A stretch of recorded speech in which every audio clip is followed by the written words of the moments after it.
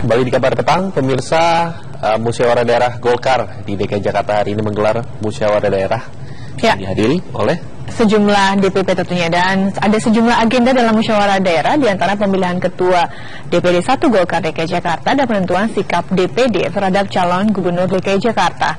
Dalam pembukaan musyawarah daerah hadir Gubernur DKI Jakarta yang juga bakal calon gubernur DKI Jakarta Basuki Cahayapurnama, kemudian Ketua Umum Golkar Setia Novanto dan Sekjen Golkar Idrus Marham.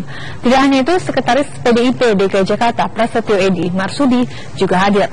Dalam musda kali ini, PLT Ketua DPD DKI Jakarta Yoris Raweyai menegaskan kembali dukungan bahwa Partai Golkar kepada Basuki Cahayapurnama dalam Pilkada DKI Jakarta.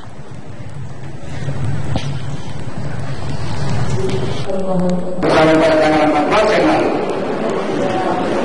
kita telah sepakat akan memberikan dukungan politik untuk mencalonkan saudara Basuki Cahayapurnama sebagai calon gubernur pada Februari 2017. Ini merupakan keputusan DPD tingkat 1 DKI Jakarta. Dalam pertemuan hari Selasa yang lalu, kami mengundang selaku PLT kepada seluruh pemegang hak suara. Ya, lalu apa hasil dari musyawarah daerah Partai Golkar? Kita akan bergabung dengan reporter TV One. Sudah ada Randy Wicaksana ya, dari Arena Musda Partai Golkar. Randy, silakan dengan laporan Anda.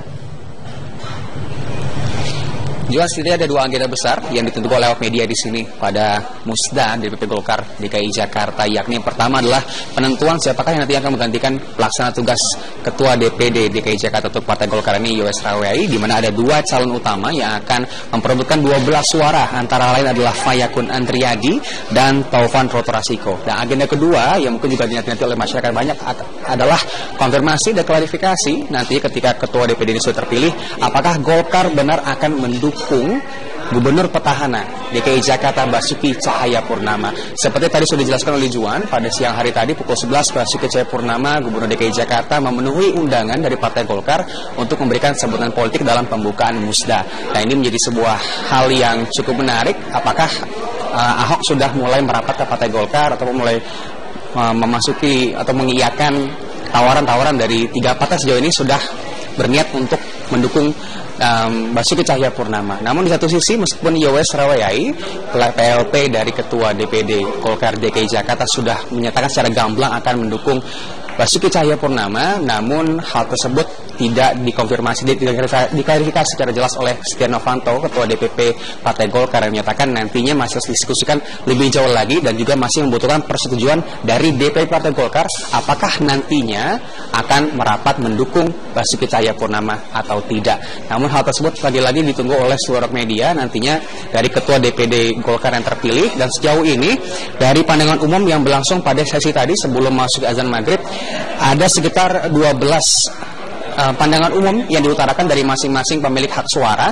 dan dalam pandangan umum tersebut juga diutarakan dukungan kepada ketua siapakah yang akan diberikan. Dan sejauh ini dukungan kepada Fayakun menjadi dominan dibandingkan dengan calon ketua lainnya. Dan sampai dengan sejauh ini dari Jakarta Pusat, Jakarta Utara, dan Jakarta Selatan dan juga MKGR semuanya menyatakan mendukung Basuki Cahayapurnama untuk menjadi Gubernur DKI Jakarta selanjutnya. Dan hal tersebut lagi-lagi masih harus konfirmasi dan keputusan akan jatuh kepada Ketua DPD nanti yang akan terpilih pada malam hari tadi. Sementara saat ini kondisi sedang diskurs sidang sampai dengan pukul 7 nanti. Juan. Baik, terima kasih Randy Wicaksana, laporannya langsung dari arena musyawarah daerah Partai Golkar. Ya, pemirsa. Baik, selanjutnya relawan Ahok mengklaim telah mengumpulkan 1 juta KTP untuk mengusung Basuki Cahayapurnama dalam Pilkada Jakarta 2017. Meski demikian, 1 juta KTP itu maksud kami harus diverifikasi keabsahannya oleh KPU. Relawan pendukung bakal calon Gubernur DKI Jakarta Basuki Cahayapurnama atau teman Ahok mengklaim telah berhasil mengumpulkan 1 juta KTP untuk mengusung Basuki Cahayapurnama maju dalam Pilkada DKI Jakarta. KPU sendiri mensyaratkan 535.000 KTP untuk bisa mengusung pasangan calon gubernur dan wakil gubernur melalui jalur perseorangan. Bagi kami 1 juta adalah partisipasi kami dalam rangka kami sebagai relawan teman Ahok kami tidak dibayar, tapi kami merasakan satu sukacita di mana kami bisa partisipasi dalam jalur independen. Dan sebetulnya hari Rabu lalu yang kami ketahui itu kan total kurang lebih 15.000 KTP. Nah, di dalam Pak William selaku posko Bullet Village, kita tuh udah ngumpul 14.000. Jadi Rabu lalu seharusnya sudah 1 juta, dan tadi sudah dibawa sama Pak William untuk memenuhi 1 juta. Saya yakin hari ini sudah 1 juta lebih. Ya. Nantinya, KTP tersebut dibawa ke KPU DKI Jakarta untuk diverifikasi keabsahannya. Verifikasi sendiri akan dilaksanakan dalam 2 tahap. Dari Jakarta, tim TV One mengabarkan. Ya, sementara itu KPU DKI Jakarta segera memverifikasi dukungan KTP yang dikumpulkan oleh teman Ahok. Verifikasi faktual sendiri akan dilakukan dalam 14 hari.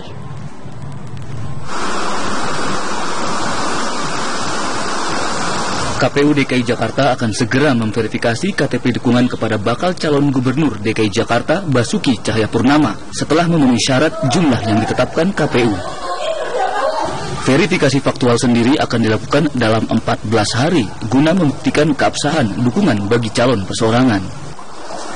Nah, terkait dengan verifikasi faktual itu Pak Lukman, itu bukan 28 hari, tetapi 14 hari. Yang 28 hari itu adalah penyerahan ini dukungan ya kepada PPS paling lambat itu 28 hari sebelum pendaftaran calon gubernur dan calon kepala daerah. Kalau verifikasinya itu 14 hari. Jadi kalau di dalam jadwal yang telah ditetapkan dalam KPU itu mulai tanggal 21 Agustus sampai dengan tanggal 3 September.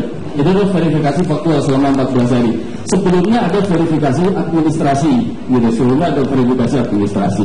Jadi, nah selama masa verifikasi faktual itu, kalau kemudian KPU mendatangi pendukung calon perseorangan kemudian tidak ketemu di dalam undang-undang yang baru, memang diharuskan mereka didatangkan ke kantor PPS di kelurahan paling lama 3 hari.